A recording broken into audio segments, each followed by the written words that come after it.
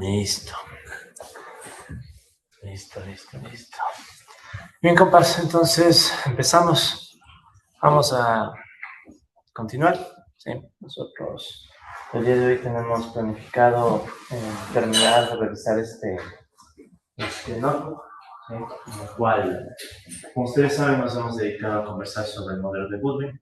El día de hoy quiero hacer el modelo de Goodwin y luego quiero estudiar una extensión del modelo con cambio tecnológico endógeno, ¿no? Algo parecido a lo que hicimos con el modelo de Solomon, ¿no? Entonces, bueno, recordarles un poco nada más la sesión anterior. Nosotros habíamos terminado conversando un poco el comportamiento del ciclo, ¿sí? Y las fases, ¿no?, que algunos autores encuentran dentro del ciclo, ¿no? Entonces, sí creo que amerita fortalecer un poquito más esto antes de continuar, ¿no? Entonces recuerden, nosotros de todo lo que hemos conversado en modelo de Goodwin, podemos decir que la conclusión es el surgimiento de ciclos antihorarios si poníamos la tasa de empleo en el eje horizontal y la participación salarial en el eje vertical. Eso ya habíamos conversado. Y también notar que en estas fases del ciclo, ¿sí?, los comportamientos de las variables son bastante elocuentes del nombre que ha decidido poner, bueno, que fueron los autores, ¿no?, la Sally Maheshwari, los que deciden poner estos nombres a las fases del ciclo, ¿no? Discutible o no, pero bueno, nos vamos a mantener con la definición de ellos. Y quiero empezar, esto ya lo vimos, ¿no?, sino que quiero fortalecer solamente un par de ideas. Por ejemplo, ¿no?, las fases en donde todo cae, ¿sí? Entonces recuerden que teníamos una fase en donde cae tanto la tasa de empleo como también la participación salarial. Esa podríamos considerar que es la etapa más grave de la crisis. Es a la cual, de hecho, en la fase 2 se le está llamando como la depresión. Entonces, si bien, y esto hay que dejar en claro, esta terminología no es estándar, no es que ustedes van a ver esa terminología aplicada en otros lados necesariamente, pero al menos para interpretar el modelo de Goodwin, una crisis se reflejaría sobre todo cuando caen todas las variables. Nos estoy refiriendo la participación salarial, cae la tasa de empleo, implícitamente también va a caer la acumulación de capital. O sea, es básicamente la contracción de toda la economía, ¿no? En contraste, tendríamos el boom, ya manteniendo la terminología de Sally Maheshwari, que estaría justo si se fijan, en el opuesto, ¿no? O sea, en la ubicación opuesta, donde básicamente crece la participación salarial y también crece la tasa de empleo, ¿no? Entonces, es como para un poco notar esa contraposición, ¿no?, entre la peor etapa del ciclo, que sería la depresión, digamos así, y la etapa más expansiva, ¿no?, que en cambio sería el boom. Entonces, es como que la economía está haciendo esa transición, ¿no?, entre etapas de periodos donde todo cae y periodos donde en cambio todo se expande, ¿no?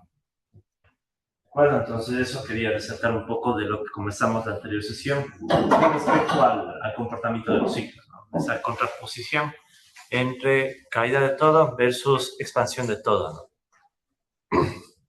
Eso por un lado, ¿no? Por otro lado, compas, como para ya ir cerrando el modelo, de hecho aquí están hechas algunas observaciones. Ya. Todo lo que es ciclos, depresión, etcétera, de recesión ya hemos conversado. Tal vez también vale la pena notar algo más, ¿no? Ya lo hemos conversado, ya lo hemos dicho un poco, pero reiterar, los ciclos que surgen en el modelo, ¿sí?, no olvidar que son en esencia ciclos endógenos, es decir, es el propio modelo el que crea los ciclos. No hemos tenido que asumir shocks, no hemos tenido que asumir desequilibrios. Lo que asumimos es un mercado laboral que tiene este comportamiento un poco particular, ¿no? O sea, el de la curva de Phillips. Entonces, en definitiva, ¿no?, si nosotros vemos aquí el modelo, tasa de empleo, participación salarial, y tenemos dos ciclos, estos ciclos antihorarios, debemos tener súper presente que son esos, ¿no?, ciclos endógenos. O sea, el propio sistema es el que genera tanto sus etapas de crisis como también las etapas de recuperación de la economía. O sea, eso es un distintivo interesante con respecto a otros modelos, porque en otros modelos usualmente lo que se asume es que los ciclos nacen de forma exógena, a través de un shock. Sí, puede haber un shock de oferta, un shock de demanda, cosas de ese estilo, ¿no? En cambio, aquí los ciclos son más de carácter endógeno, con la particularidad de que no se supone, ¿no?, que estos ciclos no llegan al pleno empleo, y si llegaran al pleno empleo sería pura coincidencia. Sí, o sea, básicamente son ciclos endógenos. Por tanto, si quieren usar la palabra crisis, podríamos pensar que aquí surgen crisis, obviamente también de carácter endógenas. O sea, es el propio sistema el que está creando sus crisis, pero también crea sus procesos de recuperación. Y el pleno empleo no se puede alcanzar, y si se alcanza no es sostenible, ¿no? ¿De acuerdo? Pleno empleo no sostenible en este modelo, ¿no? Y esa es una diferencia crucial con el enfoque del modelo de Solow y en general con el enfoque neoclásico. Entonces, recuerda que en el enfoque neoclásico asumimos pleno empleo, productividad marginal del trabajo permite o se iguala con la oferta de trabajo y todo marcha bien en el mercado laboral. En cambio, aquí nosotros más bien tenemos un mundo en donde a cada rato esa expansión del empleo, o sea, eso de acercarse al pleno empleo, es lo que provocaba, ¿se acuerdan, no?, que teníamos nosotros estas líneas, ¿verdad? Entonces, a medida que nos acercamos al pleno empleo, aumenta la participación salarial porque los trabajadores son más fuertes. Y eso después es lo que revierte el proceso, ¿no? O sea, ese hecho de que la acumulación empieza a asfixiarse. ¿Sí? Entonces, eso obviamente no lo teníamos en el modelo de Solow. Y también nos hace pensar en algo que es incluso más interesante que el modelo. Pero al final, recuerden, el modelo es solamente una representación simplificada. Lo interesante, a mi parecer, aquí es cuál mismo es el rol del mercado laboral en la expansión económica. ¿Sí? O sea, eso me parece que es lo más interesante. O sea, cuando metemos esta discusión, en el fondo lo que nos estamos preocupando es de hablar del mercado laboral. Sí, es decir, en el modelo de Solow, lo original, es como que el mercado laboral fuera neutro, ¿no? No tiene ninguna implicación de largo plazo. Simplemente el pleno empleo, y el pleno empleo permite que la acumulación se mantenga de forma monótona, ¿verdad? La expansión de la economía. En cambio, en este enfoque más marxista, si quieren, ¿no?, incluso habíamos visto, ¿no?, que la expansión en el tiempo del capital, si le tomábamos como otra variable, era una expansión donde teníamos una tendencia, pero con ciclos, ¿no? Entonces, esa sería como la hipótesis central del modelo de Goodwin. Si metemos el mercado laboral de una forma ya no neutral, sino permitiendo que el mercado laboral reaccione con lucha de clases, poder de negociación o quién sabe qué más, parece ser que hay implicaciones en el crecimiento económico. ¿Sí? Imaginen eso en un país como el nuestro, ¿no?, o en países como los nuestros, donde tenemos mercados laborales súper jodidos, ¿no?, con un montón de contradicciones, desigualdades estructurales, sectores informales que ni siquiera podemos decir que son asalariados. Entonces ahí la pregunta es, bueno, creo que estamos de acuerdo que pleno empleo no. Pues eso sí, estamos de acuerdo. Pero la pregunta sería, ¿cómo la ausencia de pleno empleo puede afectar a la dinámica económica, ¿no?, a la dinámica de crecimiento? Ok, entonces eso creo que es lo más interesante del modelo, más allá de los resultados específicos, ¿no? O sea, es la idea de que estamos tratándole al mercado laboral de forma particular. Y una cosa más, eso básicamente implica que hasta qué punto el trabajo no puede tratarse como las demás mercancías. Porque a veces, ¿qué pasa? En el enfoque más neoclásico, usualmente el trabajo casi que es otra mercancía, ¿no?, que tiene su precio, se define en el mercado. Y entonces la pregunta es, ¿qué sucedería si el mercado laboral tiene sus propias instituciones, tiene sus propios mecanismos, procesos de negociación, etcétera? ¿Hasta qué punto debería tratarse como una mercancía distinta a las demás? O sea, eso creo que es lo llamativo. ¿Sí? Y vamos a profundizar un poco más en esa discusión. Pero bueno, eso como para ir cerrando, ¿no? Ahora, una observación interesante, ¿verdad? Esto poquito ya empezamos a conversar, ¿verdad? Tiene que ver con lo siguiente, ¿verdad? El modelito que nosotros hemos visto, el modelo de Goodwin, este modelo que genera ciclos, es en realidad una adaptación que Goodwin hace de un modelo que originalmente está en la biología. Imagino, tal vez, capaz algunos ya lo han visto, que es el modelo presa-depredador. O sea, básicamente, y esto es algo que Goodwin reconoce incluso en el artículo, ¿no?, que él escribió. Goodwin reconoce, dice que en su trabajo, el modelo que se creó es un modelo de ciclos de las tasas de crecimiento muy condensado y por ende muy poco realista. Estamos por ahí. Como les digo, ¿no?, estos autores son gente intelectualmente muy madura, ¿no? O sea, no es que ellos se creen sus modelos, ¿sí? O sea, ni solo, ni Goodwin, ni nada. O sea, todo el mundo sabe que son modelos, hay muy poco realismo, y él mismo dice, ¿no? ¿Qué dice Goodwin? Dice, desde hace tiempo he pensado que el problema de Volterra, de la simbiosis de dos poblaciones, en parte complementarias, en parte hostiles, ¿se acuerdan que en alguna clase que hablamos justo de ese punto? ¿Qué dice? Esta interacción entre poblaciones, según Goodwin, ¿no?, ayuda a entender las contradicciones dinámicas del capitalismo, especialmente cuando se plantean en forma más o menos marxista. Entonces, el criterio de Goodwin, el enfoque marxista, es como que puede conectarse un poco con la intuición de la simbiosis de dos poblaciones, ¿no? Poblaciones que, bueno, sabemos cuáles son los trabajadores y los capitalistas, ¿no? A ratos hostiles, a ratos complementarios, ¿sí? ¿De acuerdo? Entonces, eso es interesante, ¿sí? De hecho, el sistema de ecuaciones al que nosotros llegamos, ¿sí?, este sistema de ecuaciones básicamente puede reescribirse justamente como un modelo presa-depredador. Sí, eso quiero mostrarles un poco. Sí, por cierto, al final yo voy a tomarle fotos para revisar y les envío y les subo al barco, ya, para que no estén preocupados de si igual o no. Es más práctico. ¿Sí? Es más práctico. Entonces ahí les tomo al final fotos y subo al Blackboard. Entonces, verán, recordemos de nuevo las ecuaciones del modelo, ¿no? La 25 y la 30 creo que son. La 25 era la ecuación para la tasa de empleo. Si me permiten, le voy a escribir como tasa de crecimiento, ¿no? O sea, le voy a poner, voy a mandarle esto a dividir mejor. Eso. Entonces, esto era tasa de ahorro capitalista, uso de capacidades normales, 1 menos 5 sobre sigma k menos q barra más n barra más delta. Ya. Esa, por ejemplo, es la ecuación para la tasa de crecimiento de la tasa de empleo. O sea, ya sabemos dónde viene y todo eso. Ahora, noten lo siguiente, ¿no? Yo puedo reescribir esta ecuación muy simple, no sin tanto lío, de la siguiente forma. La tasa de crecimiento, ¿verdad? Está acá, igual. Entonces aquí yo puedo descomponerle, como ven aquí hay una multiplicación, ¿no? Por 1 y por menos i. Entonces digamos que multiplico todo por 1. Entonces me quedaría SC UN sobre sigma K. Ya sería todo ese bloque por 1. Menos el paréntesis. Menos Q barra más N barra más delta. Ya.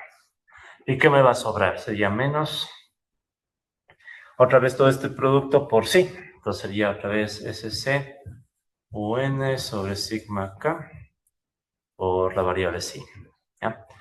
Pero me acuerdo que lo único que hice fue una multiplicación, ¿no? Resolví la multiplicación entre paréntesis. Pero ahora lo que yo quiero es a esto de acá, ¿verdad?, ponerle un nombre, les voy a llamar constantes, porque si se fijan todo lo que está ahí son constantes. Entonces, ¿qué me va a quedar? Que esta variación, pi punto, tasa de variación de la tasa de empleo, va a ser igual. Entonces, esto le podríamos llamar la constante A, solo quiero ver con qué simbología le puse acá, a 0, ya. Aquí no, a 0, ya.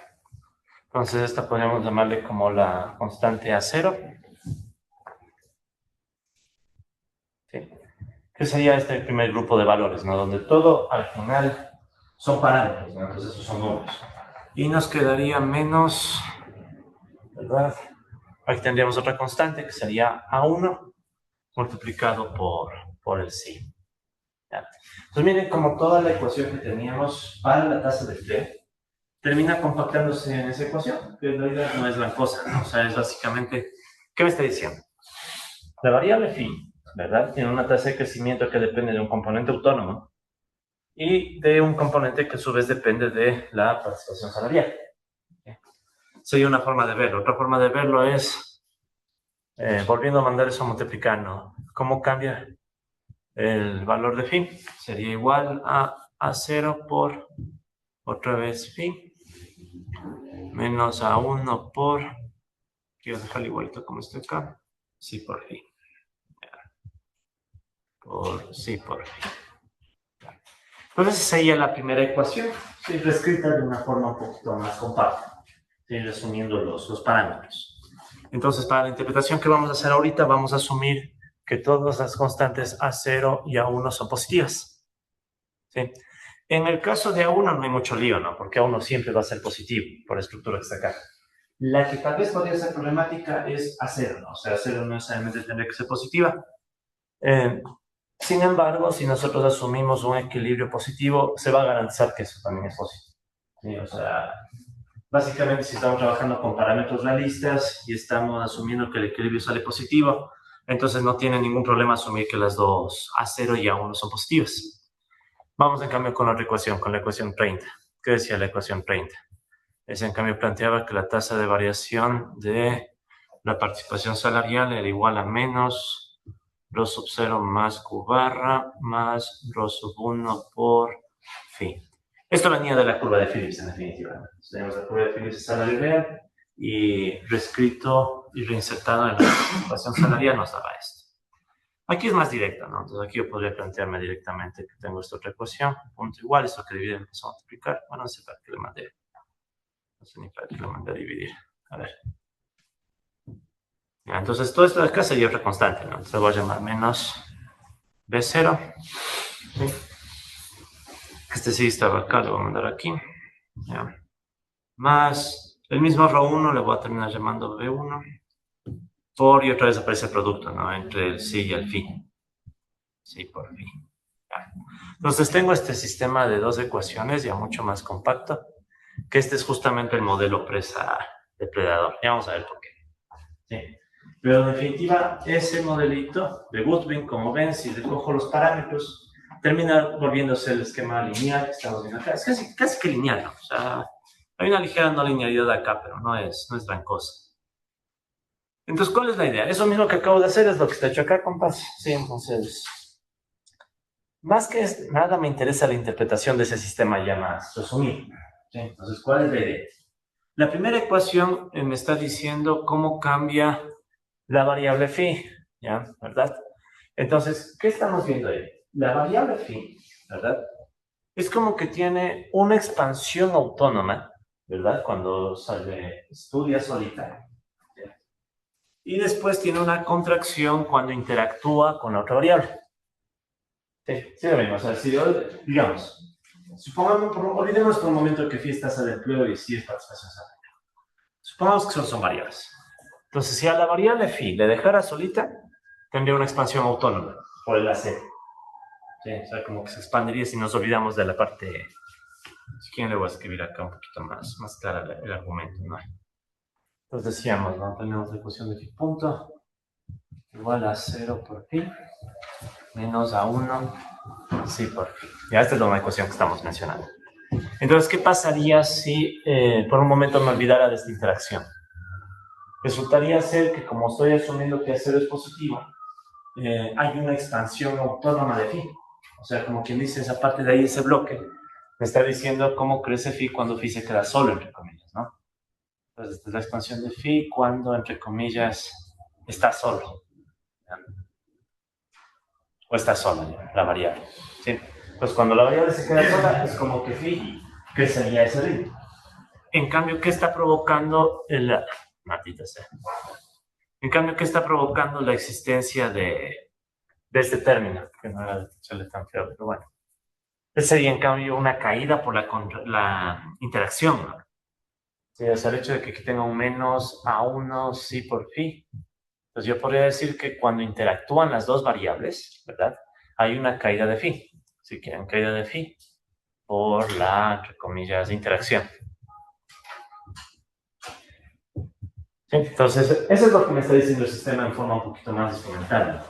Tengo una variable que si se quedara sola, entre comillas, crece y al interactuar con la otra variable, cae.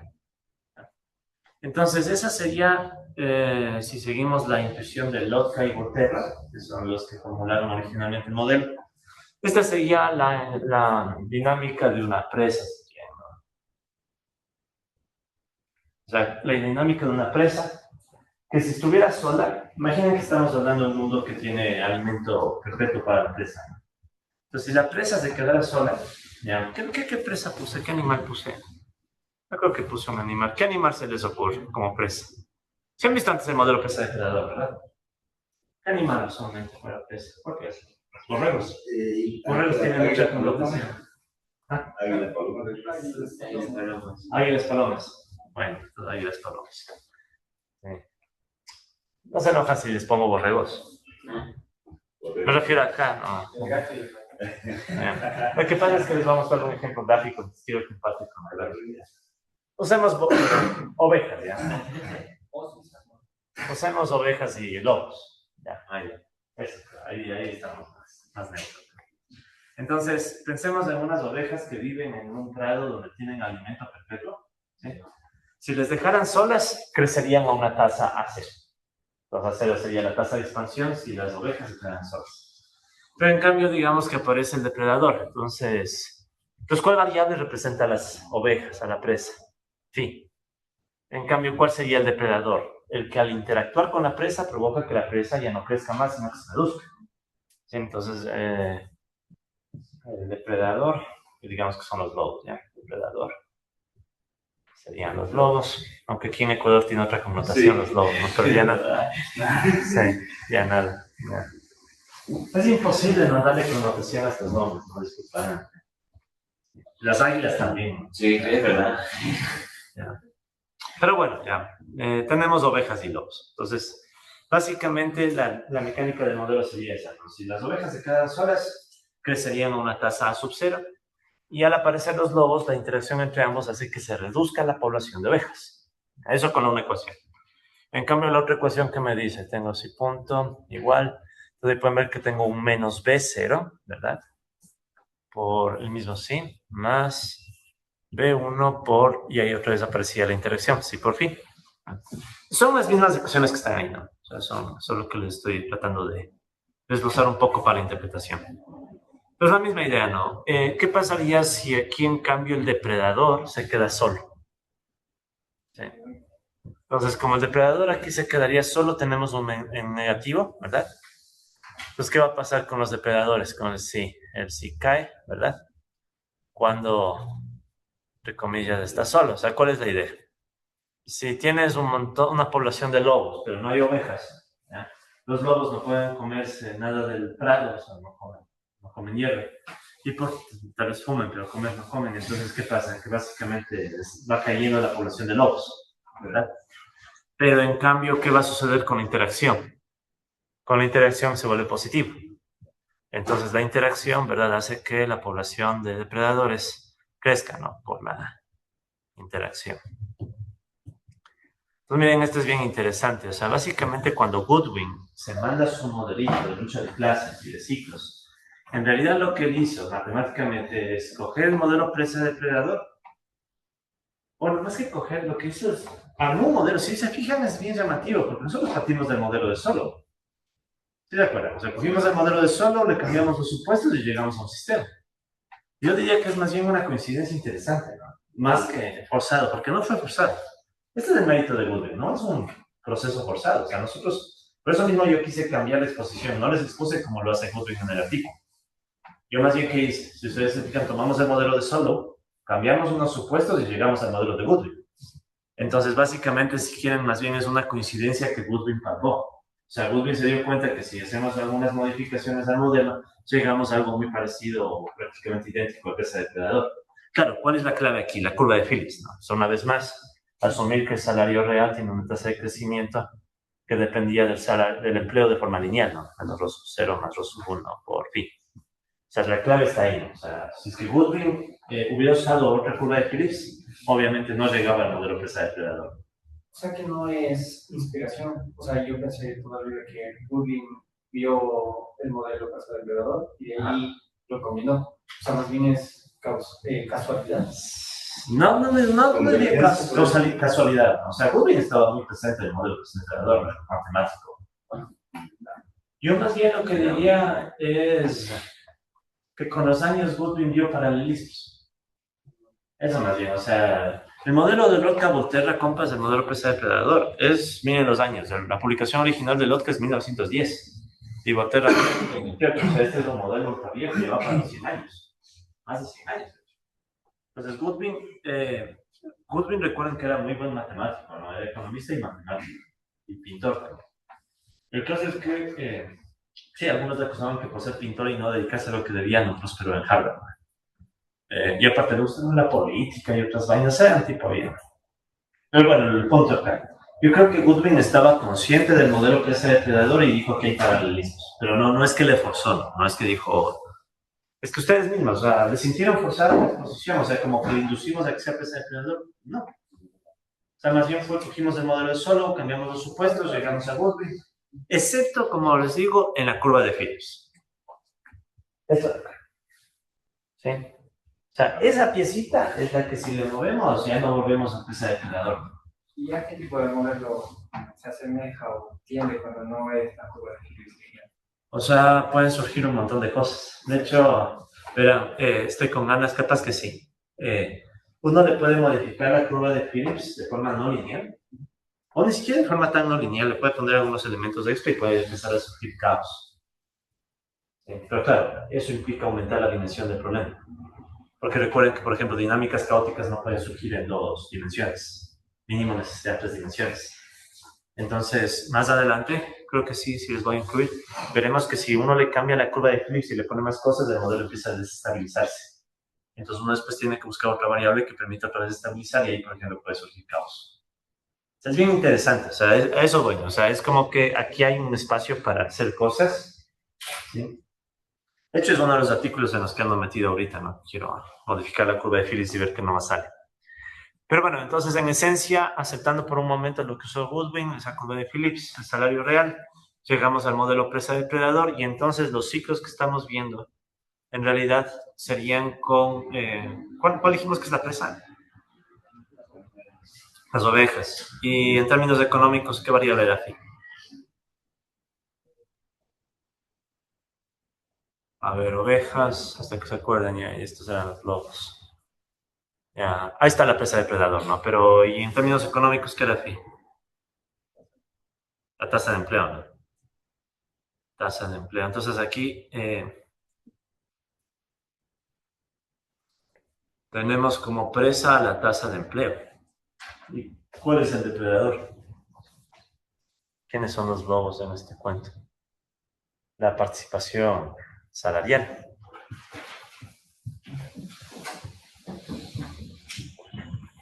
Pues miren la idea. La historia más o menos sería entonces que los salarios son los depredadores y que el trabajo es la presa.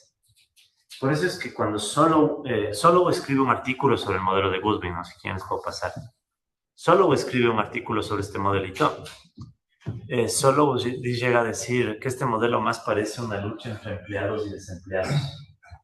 Los empleados, al exigir salario más alto, terminan creando condiciones en contra de los desempleados. Entonces Goodwin solo plantea esa reinterpretación, diciendo como que los empleados con salarios son los depredadores del empleo, más que los capitalistas. Pero es discutible, ¿no? O sea, uno le puede cambiar y, por ejemplo, aquí en vez de participación salarial, uno puede usar otra participación, la de los capitalistas. ¿Sí? O sea, no es que haya una interpretación clara, ¿no? O sea, pero básicamente la analogía está, ¿no? Hay una dinámica presa-depredador. Sí, entonces eso es lo interesante, ¿no? Bueno, aquí está todo lo que les acabo de decir en el notebook. Y verán, quería mostrarles un poco... A mí me parece interesante esto de presa depredador porque hay algunos modelitos. Por ejemplo, si han visto ustedes modelos basados en agentes, vamos a ir a hablar de modelos basados en agentes. O sea, modelos donde pones tú agentes y se ponen a interactuar. Sí. Hay una plataforma bien chévere, verán, que se llama NetLogo. Sí. NetLogo es casi como un lenguaje de programación. No sé si lo han visto antes. NetLogo. Es básicamente un entorno donde uno puede programar modelos basados en agentes. Sí, entonces, hoy en día, como tenemos muchas más facilidades de programación con la inteligencia artificial, entonces ustedes mismos pueden decirle a la inteligencia artificial, por ejemplo, ¿no? Dame los códigos para crear en NetLogo un modelo presa depredador. Entonces, ChatGPT te puede dar los códigos y tú ya directamente los puedes emplear en este tipo de plataformas. Entonces, por ejemplo, ¿no? Este es un modelo justamente presa depredador hecho en agentes. Entonces, antes de mostrarles los códigos, quiero mostrarles cómo funciona, ¿no? Entonces, recuerden que aquí está el enlace. Aquí está el enlace. Entonces, verán, le ponemos setup para que quede ahí la condición inicial. Entonces, por eso quería lobos y ovejas, ¿no? Entonces, ahí pueden ver que tenemos estrictamente, ¿no? Tenemos lobos, tenemos ovejas, y bueno, estamos asumiendo que hay todo ese campo verde que sirve de alimento para las ovejas, ¿sí? Entonces, ¿cuál es la idea de los modelos basados en agentes? Uno pone los agentes, ¿verdad? Y después pones a los agentes a interactuar y vas viendo qué comportamiento generan. Entonces, aquí tú puedes ir escogiendo, ¿no? Voy a usar el modelo más básico, ¿no? Ovejas, lobos, pero uno también puede ponerle ovejas, lobos y césped para que el césped como que se vaya consumiendo, ¿sí? O sea, se puede ampliar. Usamos el básico. Uno escoge el número inicial de ovejas, número inicial de lobos, la tasa en la que crece el césped, ¿ya? Y bueno, aquí están las otras características, ¿no? Cuánto ganan las ovejas cuando consumen, la tasa de reproducción. O sea, no es exactamente el presa depredador básico, ¿no? Está un poquito ampliado. Pero la idea básica se va a entender, ¿no? Entonces ponemos a interactuar, ¿sí? Entonces ahí pueden ver cómo se están moviendo, ¿no? Dentro del campo y sobre todo aquí pueden ver qué pasa con las dos poblaciones. Entonces ven cómo las dos poblaciones van moviéndose, ¿no? Ya, como esto es numérico, entonces a veces qué pasa, por ejemplo aquí qué pasó. Ya entendí, ya se fue al diablo. Ya. Desaparecieron los lobos y o sea, se desestabilizó el sistema, ¿no? Sí. Pues les digo, es que no es el presa depredador exactito, ¿no? Que genera los ciclos estables. Tiene algunas variantes. Entonces, a ver, vamos de nuevo. A ver, ¿cómo hacemos para que se estabilice? ¿Qué opinan? ¿Qué faltó? ¿Faltó más lobos? A ver, ¿cuál movemos? Las ganancias de las ovejas que sean menos. ¿Y la reproducción? Ya, bajémosle a 13. Ya. ¿Y en la reproducción de quién? ¿De las ovejas o de los lobos? Yo creo que la reproducción debería ser igual. Igual. O sea, 4 también. Veamos. Ya. Go. Veamos qué pasa. Pero si ven, nosotros no tiene chance de ir modificando y viendo cómo va reaccionando, ¿no? Entonces ahí ven cómo ya aparece el ciclo, ¿no? Aparece el ciclo. Sobrevive. Y se fueron los lobos atrás del diablo. Ya. Uno más, a ver. Tal vez más lobos al inicio. Un poquito más de ovejas que los, porque quizás se van a mover. ¿Qué le da preocupación por los lobos? Muchos. A ver, ¿más ovejas o más? Más ovejas. Más que lobos, más ovejas. Un poquito más. Veamos ahí. Bueno, ahí le pueden probar, ¿no? O sea, ya le caché la idea. O sea, ese es un modelo basado en agentes. ¿Vale? Sí, ahí está un poquito más. Sí, veamos. Ahí está el nuevo ciclo. Ahí hay que buscar. Ya no hay ovejas. Ya no hay ovejas, ¿no? Y tampoco no. Es el mundo nihilista, Hay que buscar ahí el punto de Las ovejas pueden vivir sin lobos, pero Pongámosle con pasto, miren. Si ven como ahí en cambio qué pasa, ¿no? El pasto como que crece y desaparece. Sí.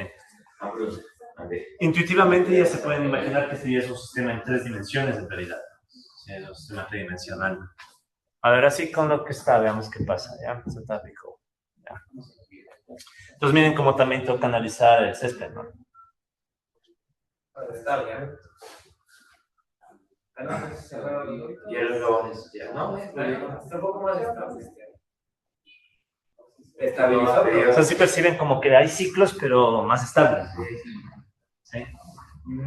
Pero esos son los modelos basados en agentes. ¿Qué les parece? Interesante, ¿no? Entonces yo me imagino algo así, pero con ya no lobos y ovejas, sino con trabajadores y capitalistas. Ya llevado al campo de la economía. Sí. Con perdón.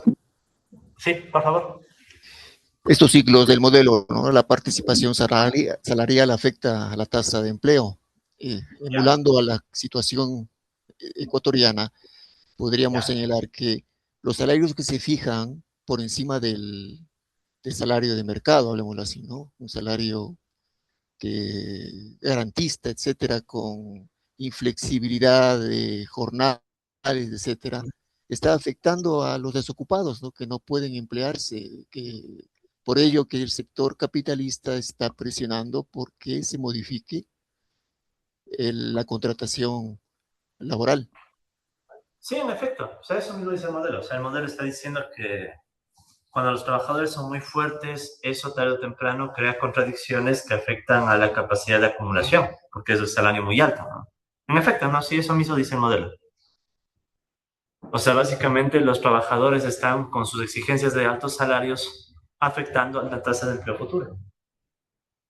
Eso es bien interesante, ¿no? Sí han de haber oído ese argumento en términos de más políticos. O sea, es como que los trabajadores, al momento que exigen demasiado salario alto, están afectando la propia posibilidad de aumentar el empleo futuro.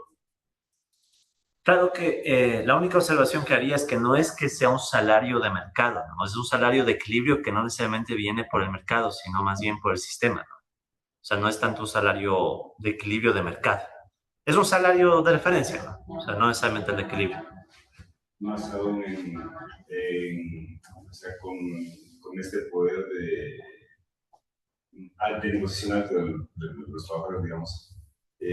También está el tema de la estabilidad laboral. Claro, también. O sea, contratos más fijos, o sea, que penalizan más el despido. Claro, claro. O sea, uno podría, por ejemplo, decir, ¿no? Que en esta curva, poniéndolo fácil, ¿no? Si los trabajadores tienen más seguridad laboral, va a ser más fácil que exijan mayores salarios. Y por tanto, por ejemplo, podríamos suponer que crece uno de los parámetros, el parámetro 1, la pendiente de la deuda de Phillips. Entonces, el empleo futuro, especialmente de los jóvenes, que es el problema actual, de acuerdo a las cifras de entonces, es el que principalmente crece en este caso. Ajá. Sí, es que vean, es un modelo de lucha de clases, ¿no? Entonces, hacer un modelo de lucha de clases, obviamente, más salarios para los unos implica menos capacidades para los otros. O sea, es eso. O sea, en pocas palabras, nuestro compa ahorita nos acaba de dar un argumento marxista para entender por qué surge el desempleo. Es interesante, ¿no? O sea, cuando los empresarios dicen, no, es que el salario está muy alto y eso impide que podamos invertir y generar más empleo, están diciendo algo medio marxista en realidad, porque están haciendo ver la contradicción. O sea, la contradicción entre salarios altos y posibilidades de acumulación futura. Se lo plantea desde otra perspectiva, creo, ¿Ya? desde la reducción ¿cómo se llama? De la tasa de... o sea, las ganancias que obtienen directamente. La tasa de ganancia. De las empresas. O sea, la rentabilidad. Ya, la rentabilidad. Algo quería decir, compa, creo que iba a decir algo. Sí, yo una consulta.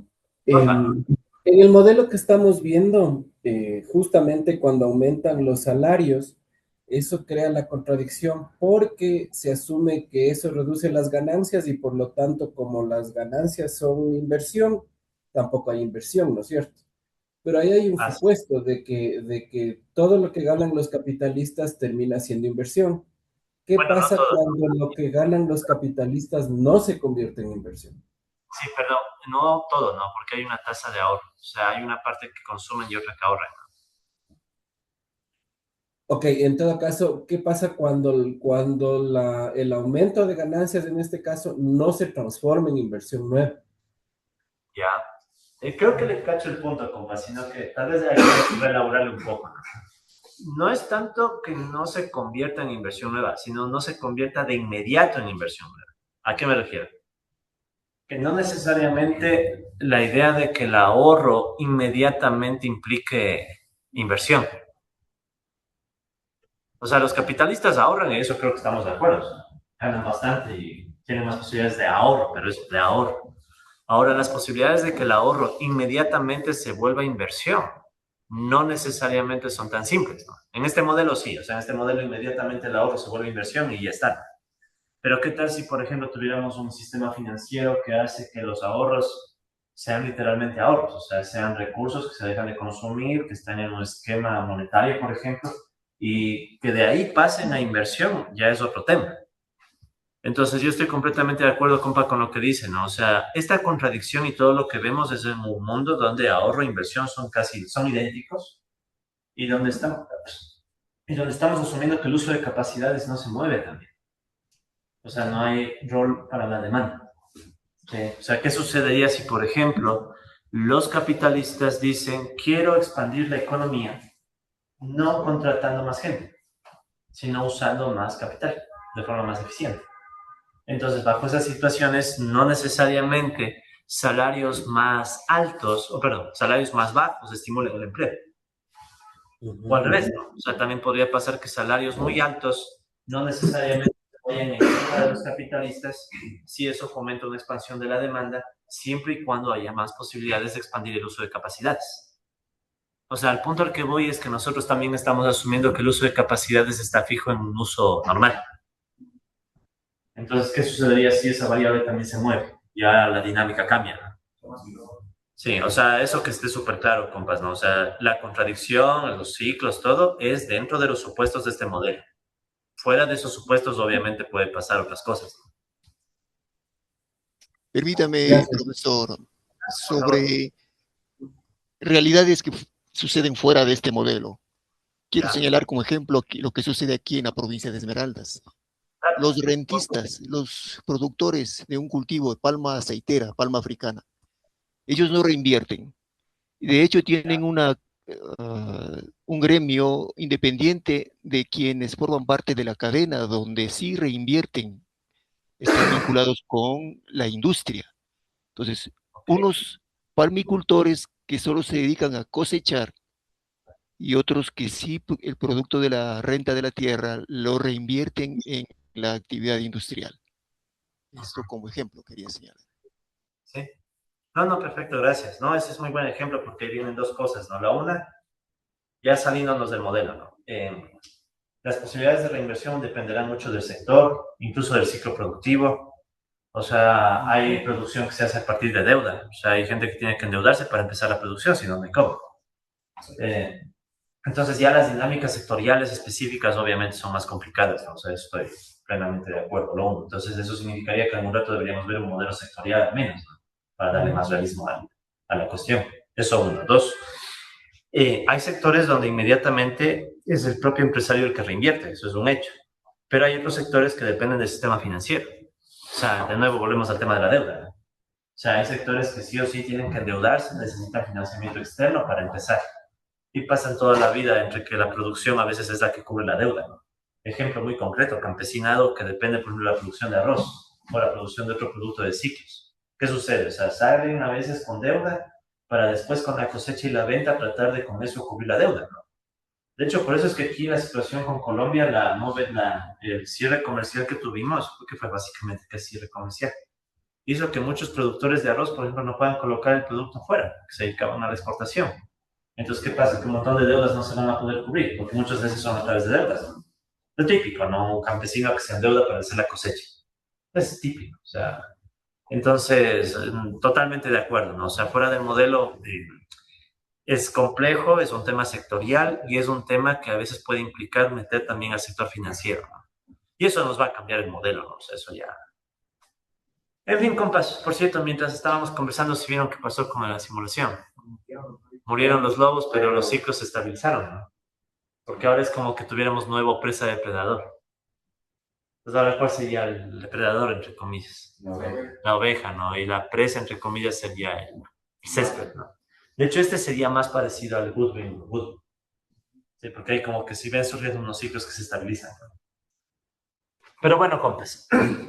Esto les presenté primero para ilustrarles el vínculo con el presa depredador. Segundo, quería mostrarles porque, miren, aquí abajo ustedes tienen los códigos. O sea, esto se arma con programación.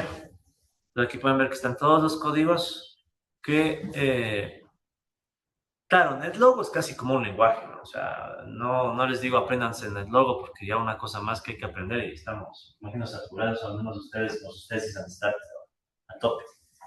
Pero, por ejemplo, ¿no? Tú le podrías pedir a una inteligencia artificial, dame un modelo presa depredador con este cambio, programado en NetLogo. Después tú solo tendrías que coger, copiar, pegar en la plataforma y ejecutar. Sí me caché en el punto, ¿no?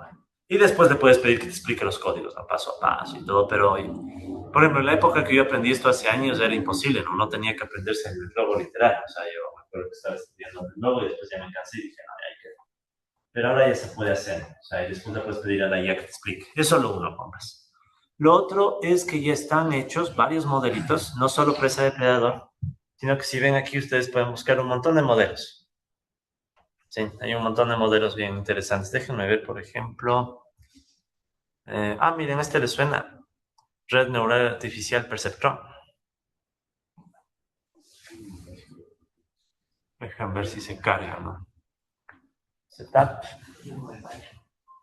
A ver, le puedes entrenar, también puedes entrenarlo una vez, probar. Net logo, auto target, cancelar. Ya. No estoy muy seguro, no he usado yo todos los modelos, ¿no? Quiero uno más estándar. Este, miren, por ejemplo. Quiero más visuales, así, no tan conceptuales. Este, miren. Por ejemplo, esta es la difusión de un virus en una red. Entonces uno puede poner aquí el setup. Ahí está la red, ¿verdad? Y después puedes ponerle, viendo cómo se va transmitiendo el virus dentro de una red. Sí, estoy viendo cómo cambian los colores, no sé, sanos o... no, aquí está, susceptibles, infectados y los que ya generan resistencias, ¿no? Sí. Obviamente esto es como una red exógena, ¿no? Que se queda fija. Pero sí notan que hay varias cosas. Hay una distribución de la riqueza, déjenme ver si encuentro. Es bien chévere. Sample, computer, ahí está en Social Sciences. Entonces pónganse, uno si quisiera hacer una tesis media loca, podría hacer una tesis con su propio modelo basado en agentes, ¿no? Sí, todo esto es eso, ¿no? Modelos basados en agentes. Y verán que esto no es tan nuevo, ¿no? ¿Han visto el juego de la vida de John Conway? Entonces, básicamente, eso ya desde años, sí. Pero digamos que las plataformas existen desde hace años, ¿no? Pero hoy en día con ChatGPT o cualquier otra inteligencia artificial, crear el código ya es mucho más fácil. O entender el código y después modificarlo. Quiero uno, déjenme ver, había uno de distribución de la riqueza. Welt. Miren, ahí están los dilemas del prisionero también. Aquí está una distribución de la riqueza, ¿verdad? Este es chévere. Ya, entonces esta es distribución de la riqueza, miren, ahí pueden ver que está la población. Claro que es muy básico, ¿no? Entonces tienes la población y esto creo que eran minas de algún mineral, ¿no? Puedes asumir que son recursos, sí, en definitiva recursos, ¿no? Y les pones ahí a interactuar, ¿no? Entonces ahí pueden ver cómo van surgiendo las clases sociales, ¿no? Según la distribución de Pareto. ¿Están de acuerdo de esa distribución de Pareto? El 80-20. Entonces hay cierta gente que argumenta, no estoy muy a favor de ese enfoque, ¿no? Pero les cuento, ¿no? Hay gente que argumenta que la distribución desigual del ingreso es natural, surge de la mera interacción y al final siempre se converge a estas leyes de Pareto 80-20. El ejercicio de entregar un X capital a toda la población del mundo y dejarlos interactuar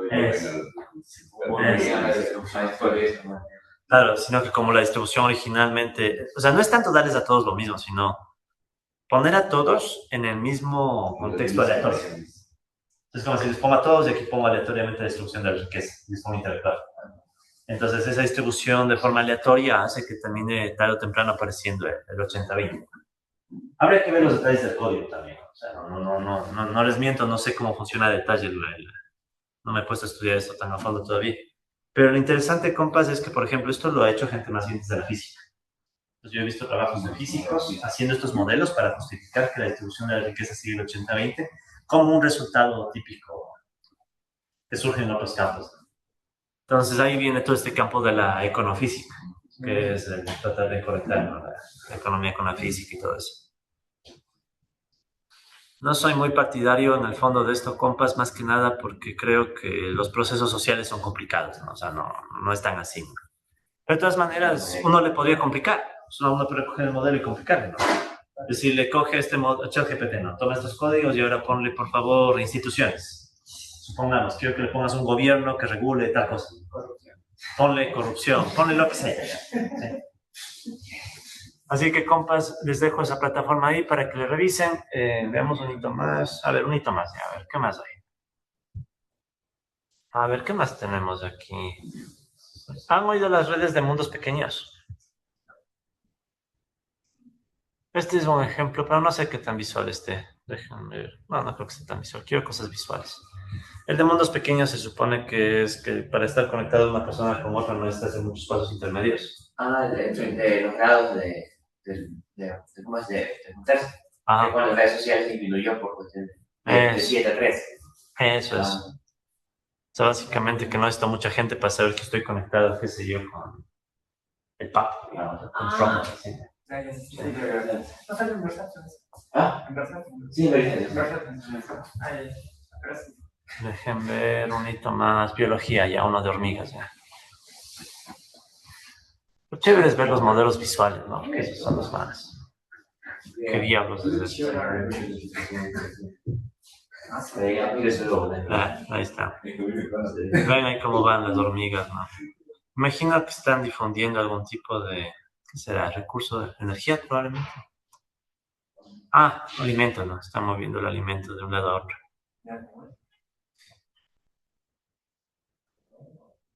Sí, no, si ven cómo van buscando el alimento y después lo encuentran y lo van llevando, ¿no? Entonces, sí, da, ¿no? Sí, está interesante.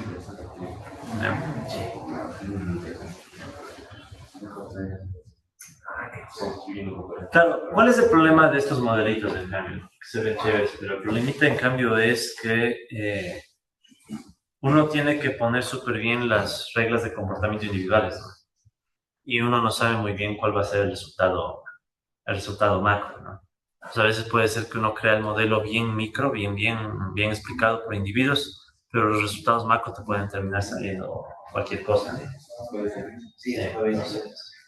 Pero bueno, compas, eso es más informativo, ¿no? Por si... Ah, ¿cómo van a decir? Ah, claro, verán. De hecho, si es que ustedes pusieran individuos que se comportan como dice la teoría micro, ¿ya? Se esperaría que surjan los resultados que te dice el libro, ¿no? Se esperaría. Pero, por ejemplo, después uno podría ponerle cosas más realistas. O sea, supongamos individuos racionales y todo, podríamos que le ponemos instituciones, le ponemos relaciones de poder asimétricas, cosas. Tal vez ya existen, ¿no? La verdad, entre tanta cosa, compas, no he podido explorar más a fondo para que les digan. Pero tal vez a alguno de ustedes les interese. En fin, compas. Con eso cerramos el modelo de Goodwin. Aquí también tenía la discusión de la cuestión empírica, pero esa ya la discutimos, ¿se acuerdan? O sea, ya vimos los datos y vimos que no. O sea, le falta, ¿no? Le falta el modelo. Ya. Listo. Pasamos entonces al siguiente tema. Seguimos en el contexto del modelo de Goodwin, pero ahora vamos a ver el modelo de Goodwin con cambio tecnológico endógeno. ¿Sí? Porque en el anterior modelo lo que hicimos fue asumir que no había cambio tecnológico. Entonces ahora le vamos a meter el cambio tecnológico y vemos cómo va a cambiar un poco el comportamiento del modelo, ¿no? Así que hagamos otra. Pero es chévere eso de los modelos basados en agentes, ¿no? O sea, yo creo que idealmente, bien estructurado, ese creo que es uno de los caminos. Y de hecho, si ustedes se fijan, los últimos desarrollos por ejemplo, en los modelos de agentes heterogéneos en economía, apuntan en esa dirección, pero con resultados analíticos más sólidos. O sea, por ejemplo, lo que pasa si tengo dos tipos de hogares. Entonces, con dos tipos de hogares... ¿Ah? Varios sectores. O varios sectores.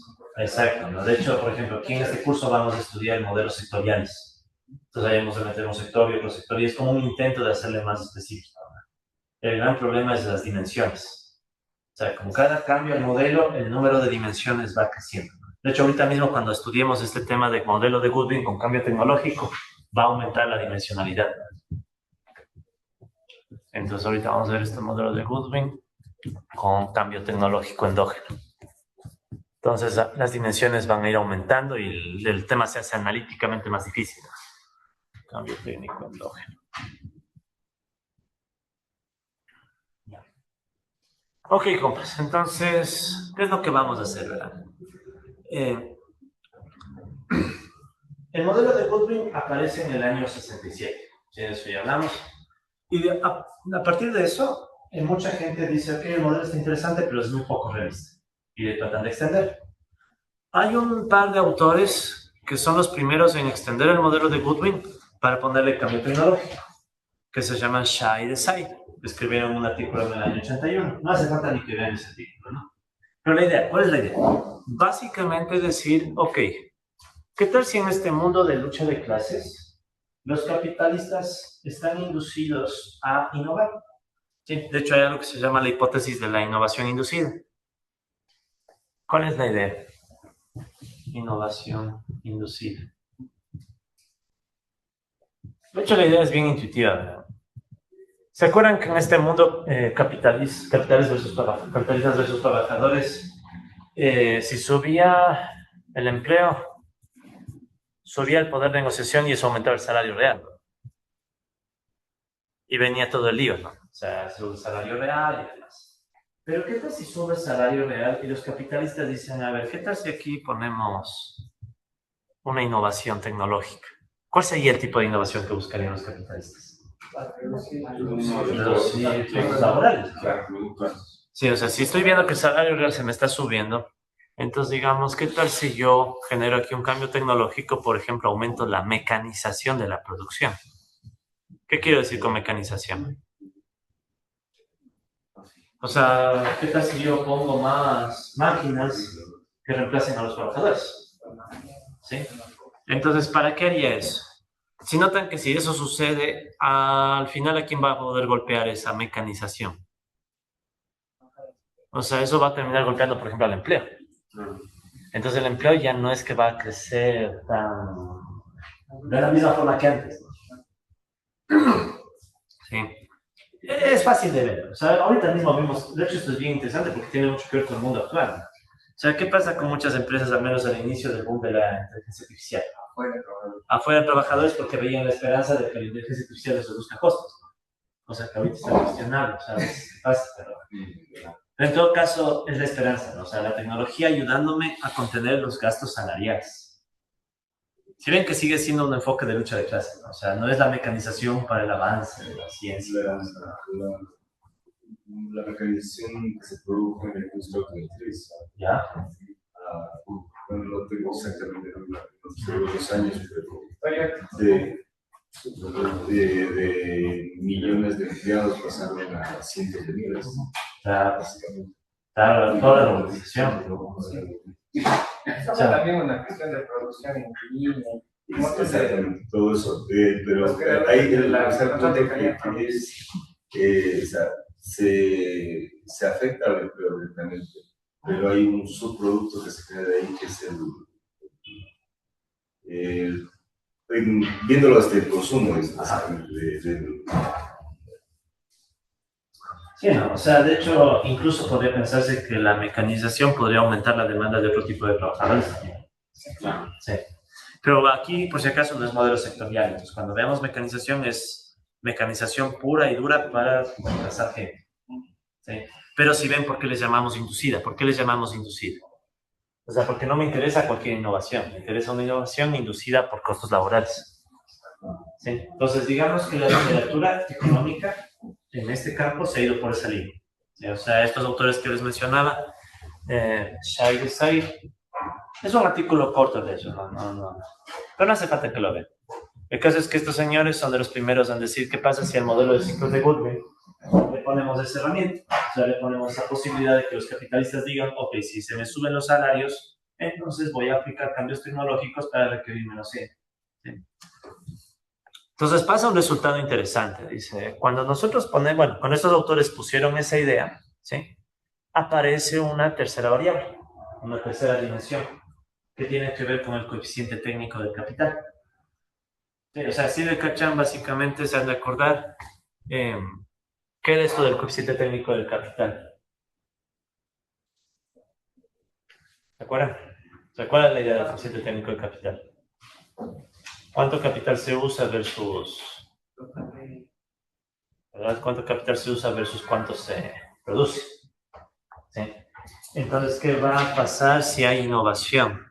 A ver, de hecho, les recuerdo un poco la dinámica global. Recuerden ustedes que nosotros teníamos algunas variables de tecnología. Teníamos el coeficiente técnico del capital y también teníamos el coeficiente técnico del trabajo efectivo, ¿no? O sea, cuánto trabajo efectivo se requiere para producir una unidad de producto.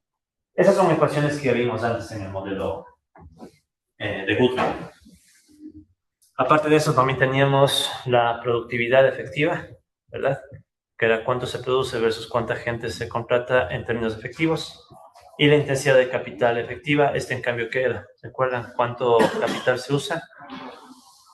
¿Verdad? Versus cuánta gente efectivamente, bueno, cuánto trabajo efectivamente se usaba. Entonces, ¿qué sucedía cuando juntábamos todas estas piezas? Estas venían de la...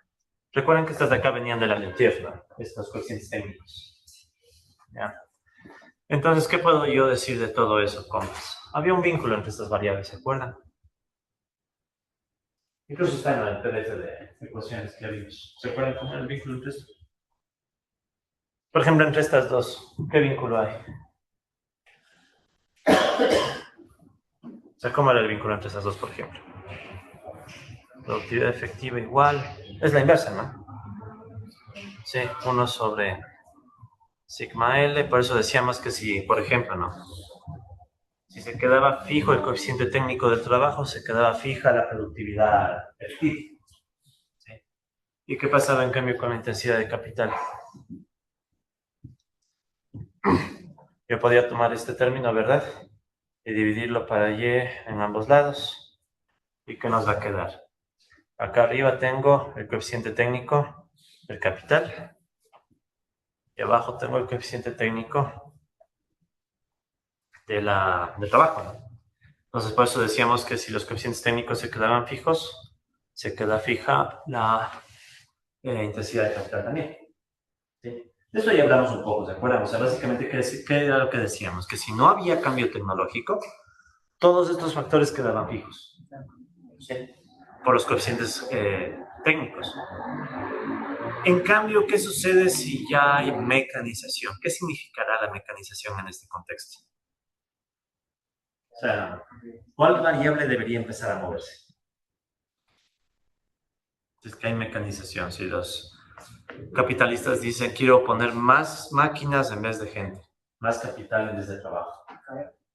El KF, ¿verdad? O sea, el KF va a empezar a cambiar. O sea, de hecho, si asumimos mecanización, significaría que se va a mover el KF, ¿verdad? O sea, va a haber más intensidad de capital. Pero noten que no es el mecanismo de solo porque veía el cambio en el capital por la sustitución. ¿Sí? En cambio, este no es sustitución, esto es cambio tecnológico. O sea, sigo teniendo tecnología LeNtief, pero ahora estoy asumiendo que los costos laborales van a inducir a los capitalistas a aumentar la intensidad de capital. Pero si se mueve la intensidad de capital, ¿con qué propósito va a ser? O sea, ¿me sirve que tengamos más máquinas y los trabajadores sean igual de productivos? ¿O también deberían ser más productivos?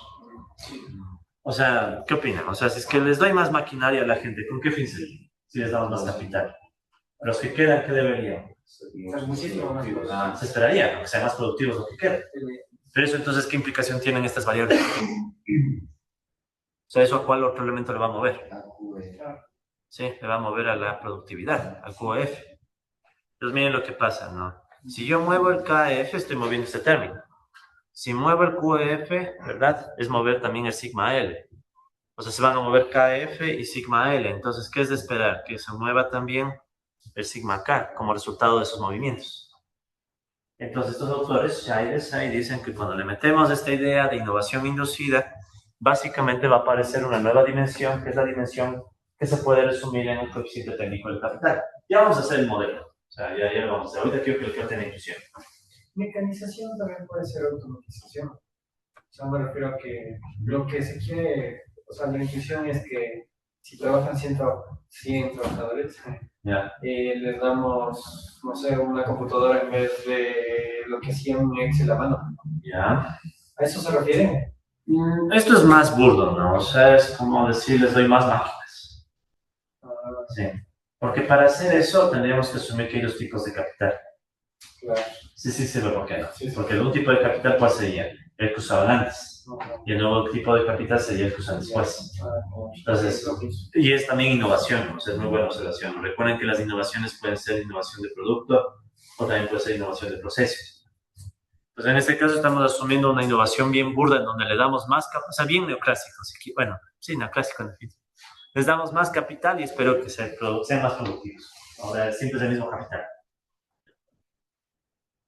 Ok, entonces esa es un poco la idea, intuitivamente, ¿no? Ya le vamos a hacer más formal. Sin embargo, ¿qué pasó? Cuando estos señores hicieron eso, los ciclos tienden a desaparecer. Entonces, es uno de los resultados que ellos obtienen. O sea, básicamente que si le ponen esa tercera variable, si vuelven a hacer el esquemita del modelo de Goodwin, o sea, aquí le ponen la tasa de empleo y la participación salarial, resulta ser que estos autores encuentran que al meter este elemento de cambio tecnológico, los ciclos se vuelven una espiral estable. ¿Sí? Es lo que encuentran ellos. O sea, básicamente el argumento de ellos es que cuando uno permite que los capitalistas apliquen estos cambios tecnológicos para abaratar costos, ya desaparece la idea de un ciclo permanente y lucha de clases sin fin.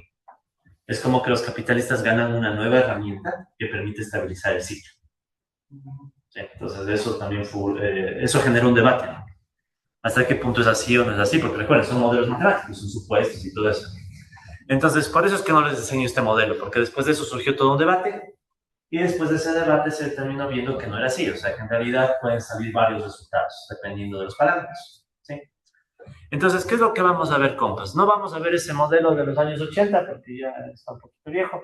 Vamos a ver una extensión, ¿sí? Mucho más actual, ¿ya? Y también más simple, matemáticamente más simple, ¿ya? Esta es una extensión que desarrolló un tal Cajas Guijar. Entonces, no sé quién será ese, pero lo que sí sé es que aquí están nuestros artículos. ¿Ah? Lo he escuchado. No he escuchado. ¿Profe de T o solo de T o solo es señor? Bueno, verán. Entonces, lo que yo les voy a explicar, compas, es más bien una adaptación que yo hice a este argumento de Scheidesheim. Sí, verán, hay dos. Sí, el que vamos a ver es esta de acá. Entonces, aquí les dejo el artículo, ¿no?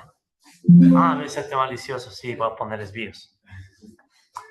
A ver, les voy a mostrar el otro artículo, este es.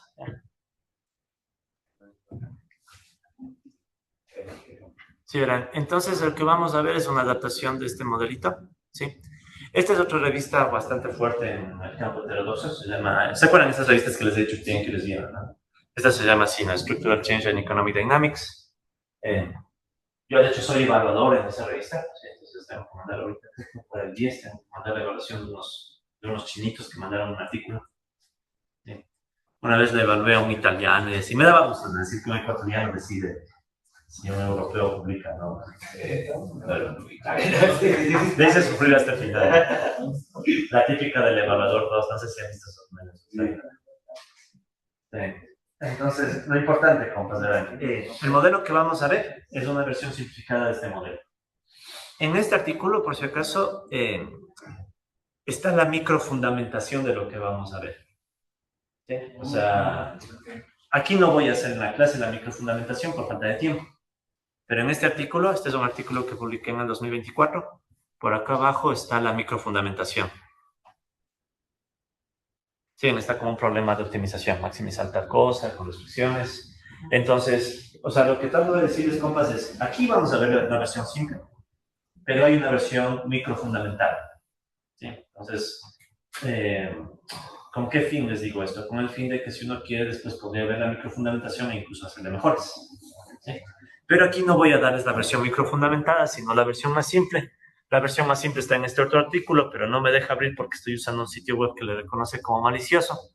No es malicioso. Es porque es short. Es porque es un short. Es Sí. un URL corto. Entonces Sí. no va a ir. Pero este también, el BitLight también es un corto. Sí, es que hay ciertos sitios que no. Protección institucional también. Sí, pero ustedes lo pueden abrir. Sí, se ve. Sí, entonces ahí pueden ver. Entonces, el que vamos a ver se parece más al otro, que es una versión simplificada. Sí, pero hay el microfundamentado. ¿Ya? No hace falta ni que vean los artículos. ¿Sí? O sea, el punto es que quería hacer un poco de difusión de mis propios artículos en YouTube. ¿Ya? Y de paso, para que sepan que lo que les voy a dar no es que esté en el aire. O sea, digamos que es la literatura más actual en el tema. ¿Sí? sino que es heterodoxa. O sea, lo que vamos a hacer no es lo común, o sea, no se parece solo ni nada de eso. Ok, entonces empecemos, compas, verán. Queremos ver los efectos del cambio técnico endógeno en la productividad y la intensidad del capital. Como acabamos de decir, esas variables van a cambiar en un mundo donde hay mecanización. ¿Sí? Entonces, ¿qué vamos a asumir? Vamos a asumir algunas ecuaciones. ¿Ya? De hecho, dejemos esto como pregunta. ¿Será que pasa esto? ¿Será que no? ¿Ya? Pues ya vamos a ver qué mismo pasa. Pero primero, unas ecuaciones. Entonces, esta es la primera ecuación que vamos a utilizar. Esta ecuación se le conoce como función de función de progreso técnico. ¿Sí? Esta función de progreso técnico originalmente se le ocurrió a Nicolás Caldor. Entonces, Caldor, economista de la línea keynesiana, ¿no? Aunque Caldor tiene su propia línea, ¿no? De la Escuela de Cambios, ¿no? Inglaterra. Caldor se metió mucho a la discusión de la innovación. ¿Ya? Entonces, Caldor, en sus discusiones sobre la innovación, plantea la idea de que uno puede asumir que hay un vínculo entre productividad y la intensidad de capital. ¿Sí? Y esta es una ecuación bien parecida a la que propone Caldor. Caldor lo hace eso en un artículo del 57, creo que el enlace está en los inicios. Si no, igual les pongo los enlaces, ¿no? Entonces, ¿cuál es la idea de esta ecuación? Entonces, vamos a pasar por ahí, ¿no? Entonces, vamos a asumir una ecuación de una función de progreso técnico. Función de progreso técnico. Sí, repito, esta es una idea originalmente planteada por Caldor. Entonces, ¿cuál es la idea? Vamos a asumir que la tasa de variación de la productividad efectiva, ¿de acuerdo?, es igual. Entonces, por desgracia, aquí van a aparecer más constantes, ¿no? Sí, pero ya nos toca. ¿Se acuerdan cómo se llamaba esta letra griega? Así, esta está así, ¿no? Esta, acá, al menos en el látex se escribe como sí. Sí. No, sí. Ya. Ok, entonces voy a llamarle sí. Ya, entonces sí 0 y sí sub 1. Se parece al epsilon, ya disculparán. Se me estaba acabando el alfabeto griego. Pero no, son constantes. Ya, son constantes. A mí lo que me interesa es entender qué variables están vinculadas. La una variable es la productividad efectiva y cuál es la otra variable. La intensidad de capital efectiva. Entonces, ¿cuál es la idea de esta ecuación? De hecho, es bien intuitiva. O sea, ¿qué me está diciendo?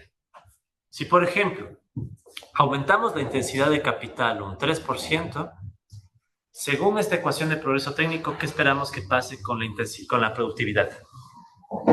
Que también suba. No sabemos cuánto, supongamos 2%. Ya depende de los números. Pero lo interesante es eso. O sea, Caldor tenía la intuición de que si aumentamos la intensidad de capital, eso debería generar efectos positivos en la productividad.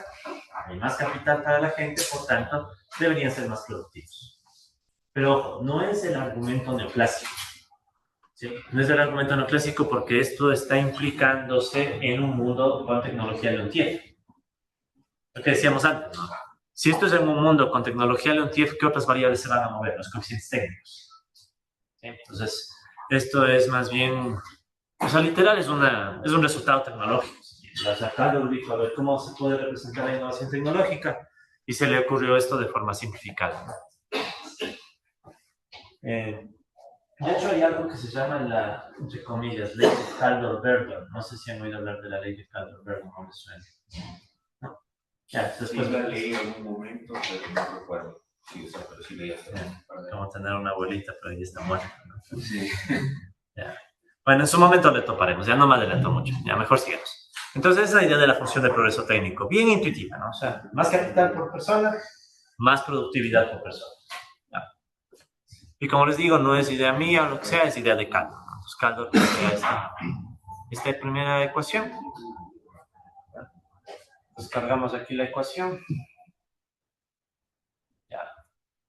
Adicionalmente, vamos a asumir otra ecuación que le vamos a llamar función de mecanización. ¿Sí? Esta función de mecanización es más polémica. Entonces, En este caso me baso en un autor ruso, de hecho, que se llama Rishenkov, que publicó un par de artículos en Metroeconómica. Tal vez se acuerden de esa otra revista, Metroeconómica, era otra de las revistas fuertes, ¿no? Entonces, este señor Rishenkov publicó en Metroeconómica una función que le voy a llamar función de mecanización. ¿Cuál es la idea de esta otra función? Ya, entonces esta sería la función de mecanización. Ya, esta es más marxista. Porque esta de acá arriba, la de Caldor, es más keynesiana, pues keynesiana. Pero en cambio, la función de mecanización es más marxista porque recoge esta idea. ¿Qué es lo que le motiva a los capitalistas a aumentar la intensidad de capital? Entonces miren lo que está acá. Tengo, bueno, igual apareció una letra griega, son constantes, mu sub 0. Entonces recuerden que esta es la letra griega. Bueno, en realidad es la mu, pero le pronunciamos mu. Mu sub 0 más mu sub 1 por quién. ¿Quién va acá? Entonces miren, aquí es la parte de la innovación inducida. ¿Qué les va a inducir a los capitalistas a aumentar la intensidad de capital? Entonces, en esta versión vamos a asumir directamente que es la participación salarial. Entonces aquí le meto directamente la participación salarial. Entonces, ¿cuál es el argumento? Si los trabajadores tienen mucho poder y aumenta su participación salarial, ¿cómo responden los capitalistas? O sea, están viendo los capitalistas que los trabajadores están llevando más del PIB. ¿Qué hacen los capitalistas? Aumento la intensidad de capital, ¿verdad? O sea, tengo más capital por persona. ¿Y qué espero? Que ese aumento de la intensidad de capital luego a qué nos lleve? A aumentar la productividad. Por eso mismo me interesaba que ustedes sepan que esto está microfundamentado. Porque si ven que aquí parece bien, solo se me ocurre esta ecuación y le pongo. Sí, o sea, recuerden que eso se llama las ecuaciones ad hoc, ¿no? O sea, básicamente es como que se me ocurrió una ecuación y le puse el modelo. Ya, entonces recuerden que detrás hay una microfundamentación. Entonces, ¿qué hay en la microfundamentación? Esta ecuación. Sí, de hecho, aprovechemos que el artículo estaba abierto. Entonces, verán, el problema de microfundamentar básicamente consiste en asumir que las empresas quieren optimizar costos y que afrontan esta función de progreso técnico. O sea, es como quien dice, uno coge la idea de Caldor y le combina con una microfundamentación y ahí uno puede sacar la ecuación de mecanización microfundamentada si quiere. ¿Dónde está?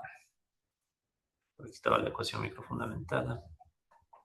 Sí, todo aquí está, mira. Entonces uno resuelve el problema de maximización y encuentra la función de mecanización. Entonces esta función de mecanización que les estoy poniendo acá, ¿sí? Si quieren, esta está microfundamentada, ¿no? Microfundamentada. O sea, uno puede plantear un problema micro que justifique esta relación entre estas variables. Así es posible. ¿De acuerdo? No lo hacemos por ganar tiempo, nada más, porque no creo que quiera meter aquí a más larranquianos y todo. Ya. No le compliquemos mucho. Ya. La idea, compas, entonces, ¿cuál es? Quiero integrar esto al modelo. ¿Sí? Quiero integrar estas ideas al modelito. Entonces, son en esencia estas dos ecuaciones, ¿no? Pues cargamos esta otra ecuación.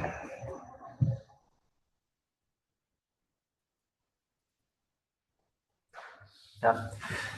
Entonces esas van a ser las ecuaciones 39 y 40, ¿no? Entonces de aquí va a ser la ecuación 39 y esta es la ecuación 40, que también están en el resumen de ecuaciones que les mandé. O sea, en el mismo PDF ahí están estas resumidas estas ecuaciones. Pues, ¿cuál es el propósito de estas ecuaciones? Las ecuaciones 39 y 40 buscan representar la intuición de Marx, ¿sí? De que la mecanización, de hecho la mecanización es una palabra casi literal que usa Marx en el Capital. Entonces trata de recoger la idea de Marx, ¿ya? De que la mecanización sirve como una estrategia para aumentar la rentabilidad por medio de un ajuste técnico de costes laborales y también para aumentar la productividad del trabajo. Si ustedes leen a Marx en el capítulo 23 del tomo 1 del Capital, él habla de eso. O sea, él habla de cómo, claro, él usa otra terminología. Él habla de un concepto llamado la composición orgánica del capital. Ese es el nombre que usa Marx, composición orgánica del capital. Esto es ya para los más marxistas, ¿no? Así que podría estar viendo el video. Entonces, Marx usa ese concepto. composición orgánica del capital, y que en el capitalismo esa composición orgánica del capital es provocada justamente por el avance de los ciclos y también porque los capitalistas buscan abaratar costos. Pues digamos que de ahí viene la intuición, o sea, queremos recoger un poco esa idea. Y bueno, como les decía, hay un artículo en donde está microfundamentado, pero bueno, es lo de menos. Ahora sí, ¿qué cambios tocará hacerle al modelo Compass? ¿Qué opinan?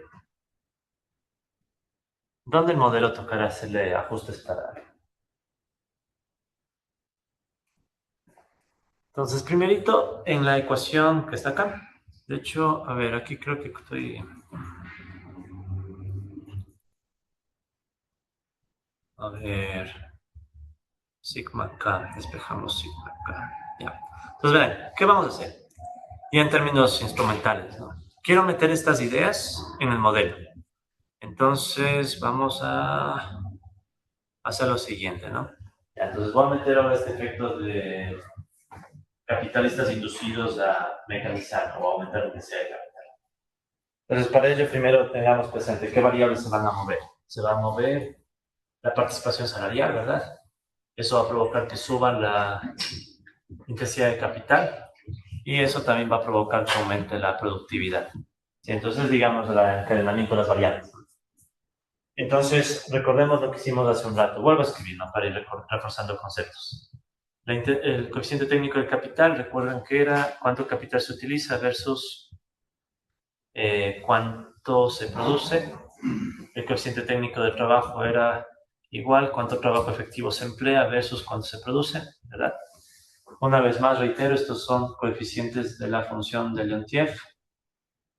¿Sí? Los coeficientes técnicos. ¿Ya? Recuerden una vez más que la productividad efectiva era igual a cuánto se produce versus cuánto trabajo se emplea. Y la intensidad de capital efectiva era igual a cuánto capital se utiliza versus cuánto trabajo se emplea. ¿Ya? Entonces aquí yo decía, puedo dividir estos dos para y, ¿verdad?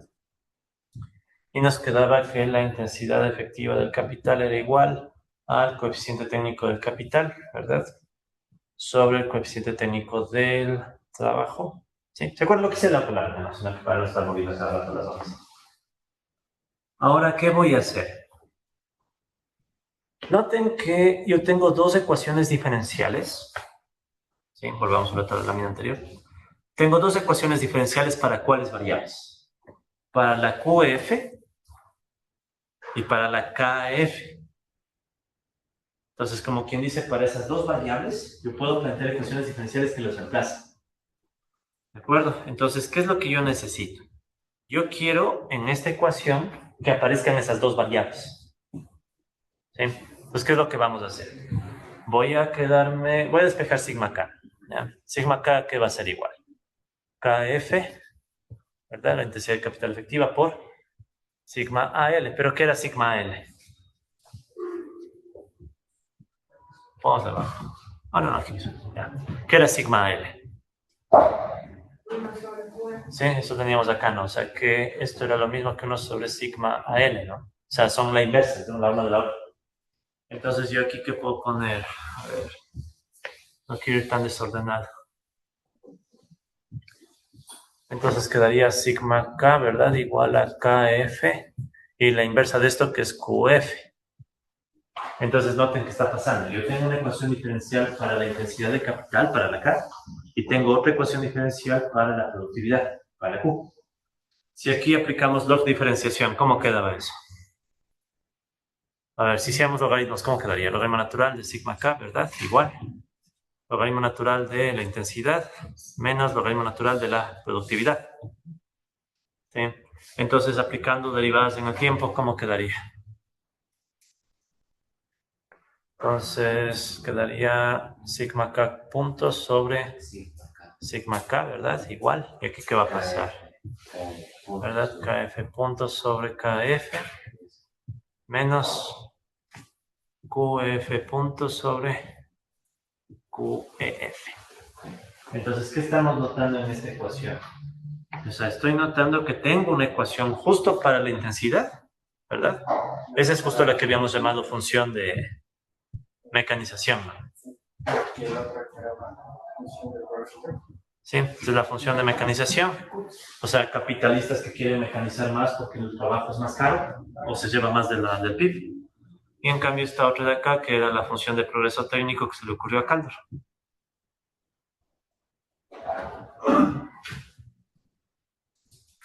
Entonces sí notan, ¿no? Cómo va apareciendo una nueva ecuación diferencial.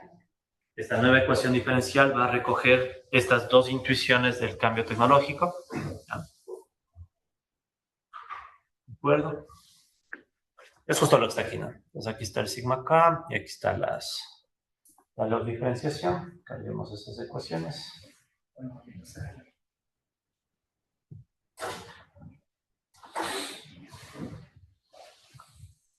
Listo. Bueno, y una vez está hecho el despeje. Haz que no hay verdad. Ya. Entonces, ¿qué va a quedar con base al final? Yo tendría que reemplazar estas dos ecuaciones. Una ecuación, ¿qué número era? La 39 y 40, ¿no? Entonces tendríamos que reemplazar 39 y 40 aquí. Sí, esta de aquí es la 39. No lo voy a hacer para no perder mucho tiempo. Pero sí le cachan, ¿no? 39 y 40. O sea, ¿y qué variable va a quedar? O sea, esto me va a quedar como una función de quién. Eso me interesa más. O sea, ¿de qué va a depender entonces esta variable? El coeficiente técnico del capital. Noten que esta productividad, ¿verdad? Esa productividad depende de la intensidad de capital. ¿Y la intensidad de capital de quién depende? De la participación. Entonces, ¿qué significa? Que en definitiva, aquí ¿quién va a entrar? La participación salarial. Entonces, ¿qué variable va a entrar en toda esta ecuación al final? La participación salarial. Entonces, noten que tengo la participación salarial afectando a quién? Al coeficiente técnico del capital. ¿Sí? Es lo que está pasando aquí, ¿no? Pues miren qué está haciéndose, que aquí ya se hizo el reemplazo y se reorganizaron términos, que es esta ecuación diferencial. Entonces, una nueva ecuación diferencial donde ahora la participación del capital, ¿qué digo? La participación de los trabajadores va a afectarle a este coeficiente técnico. Entonces, esa ecuación diferencial es la que va a tratar de recoger el efecto del cambio tecnológico. ¿Sí se le captó hasta ahí? Tal vez ahí. Ok, entonces... Ya me dieron ganas de sacar, a ver, solo por ver cómo queda ya.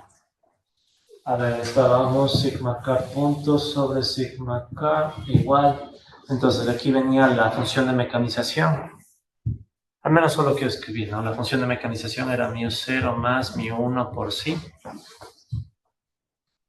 Esa sería la función de mecanización. Menos...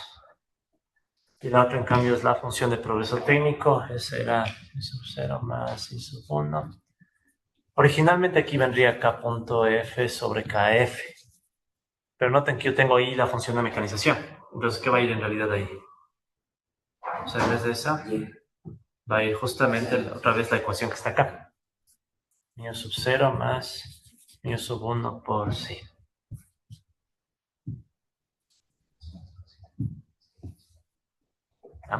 Mucha letra griega, ¿no? No les va a tomar la letra, la alfabeto griego. No vamos a evaluar eso. La idea. Sí, la idea. Pero lo que sí quiero es que le vean cómo va quedando la ecuación, ¿no? Pero recuerden que esta parte de aquí era el KF punto sobre KF. Esta de acá también era el KF punto sobre el KF. Y todo este bloque de acá era la QF punto sobre QF. ¿Sí? Entonces, ¿qué está pasando? Cuando hago todos los reemplazos, la única variable que me queda es la participación salarial, que le va a golpear al coeficiente técnico del capital. Es lo que me interesa que se vea, más que el detalle del despeje. Pero claro, ahora sí para eso sirve Python, ¿no? Python se encarga de despejar.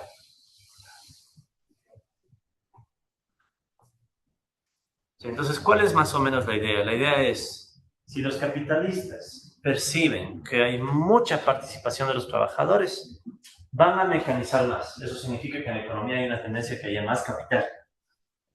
Pero al mismo tiempo, si hay más capital, se esperaría que exista más producto.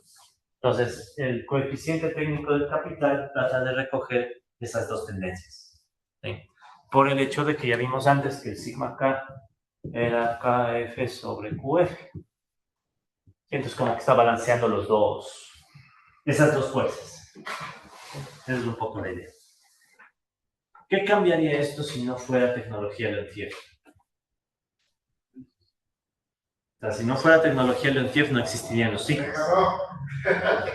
Sí, o sea, no existirían los ciclos. Sí. Yo más me distraigo. ¿Dejaron la hoja? No, dime. Sí, sí. Dale, qué amable, gracias. Gracias. Dos. ¿Por qué dos? Porque el otro día creo que nos trajo, ¿verdad? A ver. Bueno, ahí firmen las que sean. Sí, claro. ¿De qué día entonces? Hay una fecha. No hay fecha. Bien, pero Tú firmas, ¿no? te sobre. ¿Sabes esa frase? Te sobre aparte. Es lo que soy. Es que esta no es la maestría, porque aquí dice maestría en comunicación política ¿Y la otra? pública. Esta es la Pobre. Está Está dormido el pobre compa.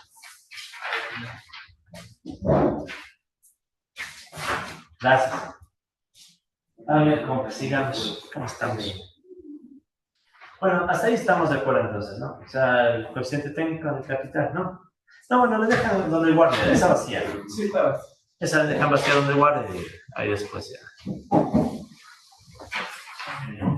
Listo.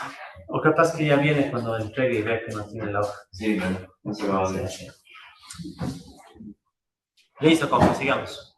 Entonces tengo una nueva ecuación diferencial, una nueva variable de estado. Pregunta, ¿qué pasa con las otras dos ecuaciones del modelo de Goodwin? ¿Cambian o se quedarían como están?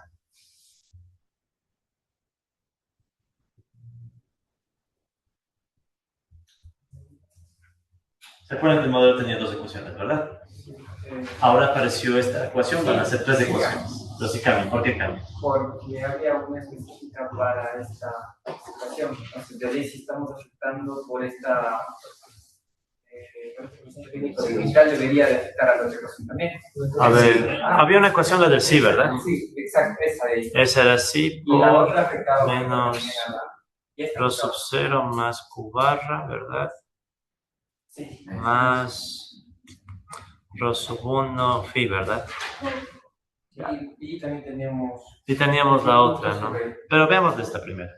Ya.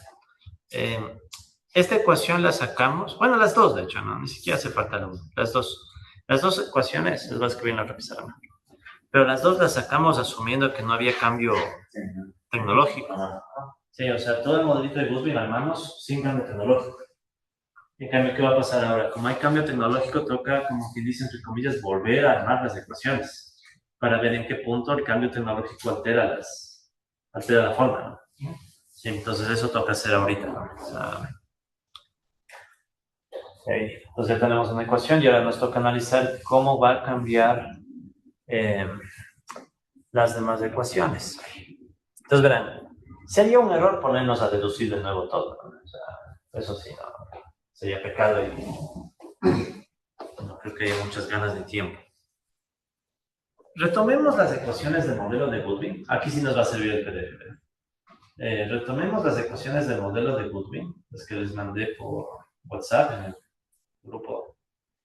Y quiero que recordemos la ecuación, a ver si me guío por lo que está acá, la ecuación 22. ¿Qué me dice la ecuación 22? Sí, ya le voy a escribir aquí también, ¿no? Entonces, recordamos la ecuación 22.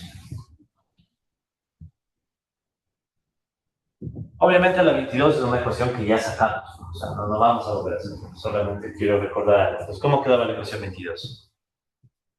La tasa de variación de la intensidad de capital, ¿verdad? Igual, SC UN 1 menos sin sobre sigma K, ¿verdad? Menos Q barra más N barra más delta, ¿ya? Menos phi punto sobre phi, van a ver que se van a acordar de esta ecuación. ¿Ya? Esa es la ecuación 22. Pues noten, esta ecuación fue la que armamos cuando seguimos los mismos pasos del modelo de Solow, ¿verdad? Justo antes de meter el supuesto de que no había cambio tecnológico. ¿Qué pasaba cuando asumíamos que no hay cambio tecnológico? Esta vaina se volvía constante, o sea, se hacía cero, y despejábamos la ecuación para la tasa de empleo. ¿Se acuerdan? Eso fue lo que hicimos para sacar la ecuación de Goodwin, el modelo de Goodwin. ¿Qué está pasando ahora? Como hay cambio tecnológico, ¿qué es lo que va a suceder? Que esa vaina de ahí ya no va a ser cero. ¿Ahora qué va a ser? O sea, en vez de cero, ¿qué hacemos con ese término? Exacto, exactamente. O sea, esto de acá va a ser ahora la función de mecanización. Miren qué conveniente, ¿no? O sea, no tocó replantear todito el modelo sobre una ecuación y cambiar el supuesto. Es porque me pasé horas adaptando las ecuaciones y los códigos. Eso no sale. Sí, no es que Goodwin lo pensó así, ¿no? O sea, de hecho fue un trabajo fuerte porque primero tocó adaptar la simbología a la de Solow, después de hacer los mismos pasos que Solow. De hecho, miren, aquí es lo interesante, ¿no? Esto que vamos a hacer ahorita, eso sí se desvía totalmente de Solow. Porque en Solow, ¿cuál era ¿se acuerdan que en Solow esto queda como la variable? En cambio, aquí, ¿qué vamos a hacer? Recordar la función de mecanización, esa me decía que KF punto sobre KF, o sea, este aumento de la intensidad del capital dependía de la participación de los trabajadores, la participación salarial, ¿verdad? Entonces, ¿qué es lo que voy a hacer? Voy a reemplazar esa ecuación acá, ¿verdad? Y noten qué va a pasar. Al hacer ese reemplazo, ¿qué puedo yo despejar? O sea, del lado izquierdo, ¿qué me va a quedar? Solo una ecuación que depende de sí. Entonces, otra vez puedo despejar la tasa de empleo. Entonces, ¿cómo quedaría la tasa de empleo en derivadas? Esto no va a cambiar, de hecho me da ganas de solo copiarlo y pegar. Me imagino que se han copiado. ¿Y dónde diablos pego? ¿Cómo era? Dos veces seguido, por ejemplo. Acá abajo. Objeto pegado y ya lo puedo mover. Eso es. No, solo fue seguir. Ya. No sabía que era ahí solo. No, una buena intuición. Ya, entonces miren, si le dejáramos ahí, sería el modelo de Goodwin, que ya estudiamos, cambio tecnológico, ¿verdad? ¿Qué tocaría agregarle? Pues noten, este que estaba restando, pasó. Y esto que suma, pasa a restar y reemplazo por esto. Sería menos, ¿verdad? El mu sub 0 más mu sub 1 por el sí.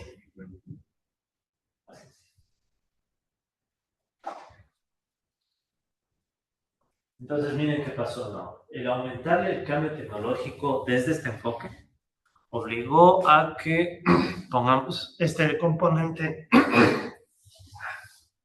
Mucho gusto. Apareció este componente adicional, ¿no?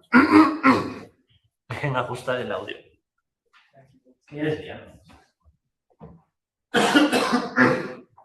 Por eso me gustaban más las clases de la tarde. Porque después de la clase, más cerveza. Sí, yo doy clases también en la Universidad Central, ¿no? Entonces ahí son 12 horas. Pues con estas son 6, de ustedes 18 horas. Entonces ya llegan los viernes usualmente ya. ¿Qué es eso? Son 11 horas. Sí, no. Prefiero que digan directo, ¿quieres cerveza? Cuando alguien necesita lubricante, suena horrendo. ¿Cuál? Bueno, sigamos. Entonces estamos acá, ¿no?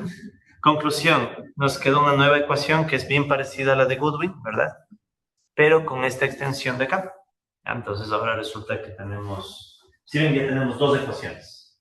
La del coeficiente técnico y una ecuación replanteada para la tasa de empleo. ¿Cuál más nos va a tocar replantear? La de la participación salarial. Sí. Listo, entonces esta, por cierto, ¿cuál ecuación es? Debe estar 43, ¿no? Claro, ya agrupada, ¿no? Ah, no, ni la agrupé. Sí, ni la agrupé. Ya. Al 43. Ya, estamos bien. Vamos cargando.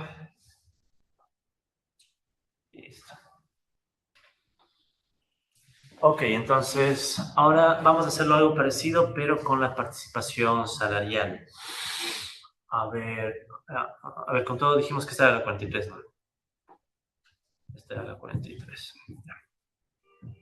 Ahora, ¿cuál tenemos que recordar para la participación salarial?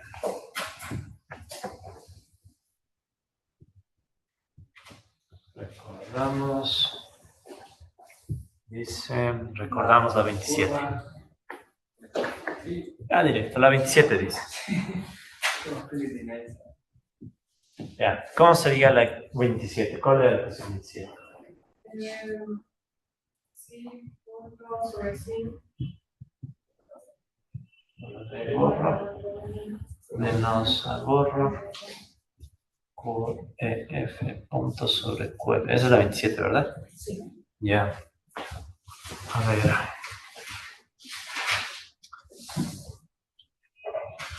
Aquí hay un error. No puede ser esa la 27. Debe ser no la 27, sino la... Un segundito. Sí, hay un error. Hay un error en el collab. Debería ser la 29. Sí, porque esta ecuación que está acá es la 29. Despejado y reemplazada la ecuación de... Ya reemplazada la curva de Phillips. Sí, sí, un pequeño error aquí en el collab, compas. Disculpen, no debería ser 27, sino 29. Sí, entonces... Sí, porque miren aquí. Aquí dice 29 y aquí dice 27. Y de hecho acá también dice 29, combinando la ecuación 29. Sí, combinando la 29, sí, entonces esto está mal. Ya. Nota, no hay que preparar las notas de clase a la madrugada. Madre. Disculparán. Entonces, a ver, no es 27, es la 29, ¿no?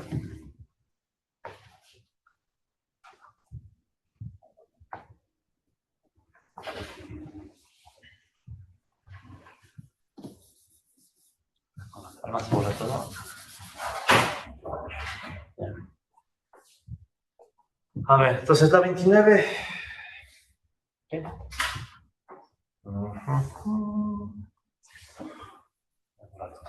Ya.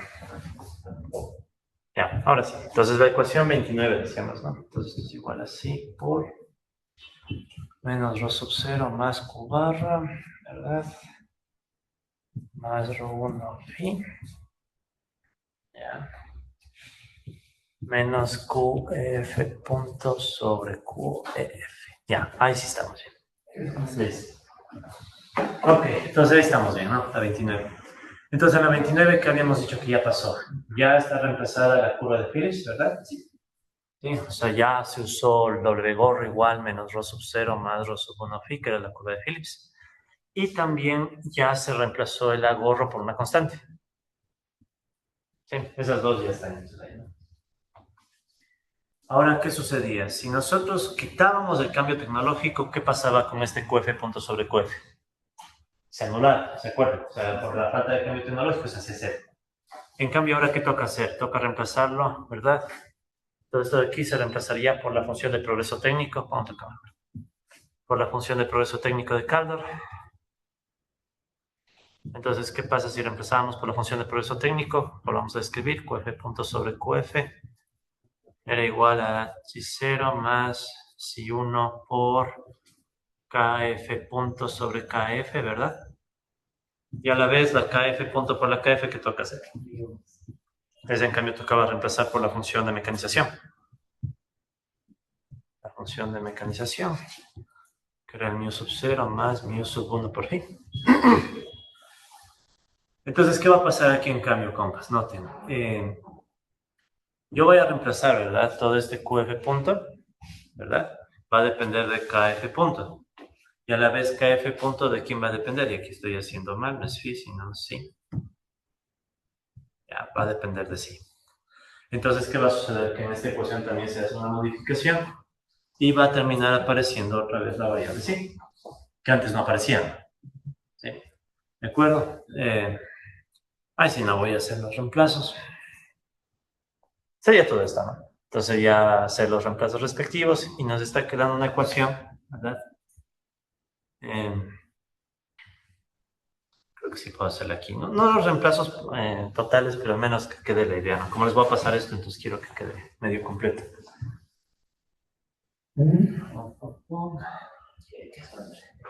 A ver cómo era. Este creo que era copiar y este creo que era pegar. Ya, menos. Ya, entonces menos, sigue acá abajo, ¿no? Menos. Bien. Entonces QF punto sobre QF sería el psi sub 0.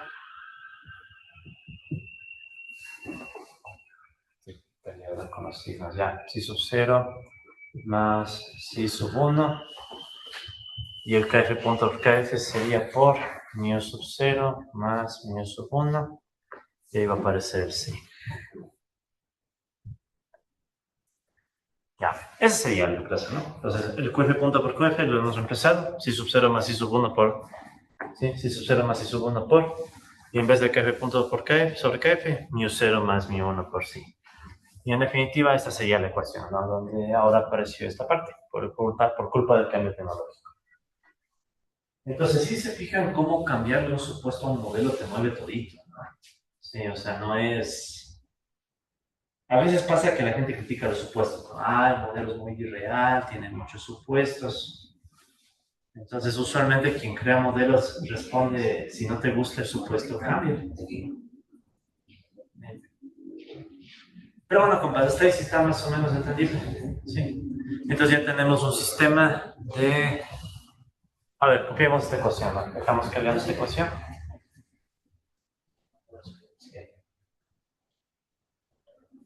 Y ahora sí. Listo, ahora sí, como sistema dinámico.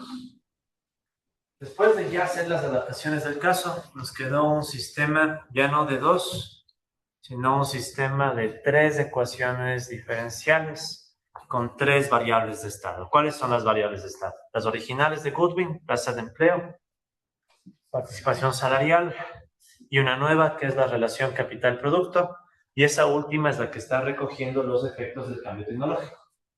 ¿Sí? Y ahí está el resumen de las ecuaciones. Estas son las 3 ecuaciones que acabamos de obtener. ¿Dónde están las variables? Entonces aquí está la variable fin y punto, que son las originales de Goodwin, el sí también. Fin, sí, y aquí también. ¿Y cuál es la nueva? No, la sigma K, ¿verdad? Que noten, ¿la sigma K afecta al sistema original o no le afecta? El sistema original serían estas dos de acá arriba, ¿no? ¿Qué dicen? ¿El sigma K le tiene o no tiene impacto en las otras? Sí, el sigma K. Si le ven que está acá abajo. Entonces antes del sigma K era una constante. Una pregunta, esa última ecuación, o sea, solamente es que el lado de lo que se aumenta es con la mecanización, pero siempre y cuando sea superior y sea productivo, ¿verdad? Porque... Claro. O sea, eso también puede oscilar. O sea, puede haber momentos donde la productividad crece más. Recuerden que esta ecuación esta última, venía de esto, ¿no? Sigma K puntos sobre sigma K igual a KF puntos sobre KF menos QF puntos sobre QF, ¿no? Sí. Ya, entonces, ¿qué sucede?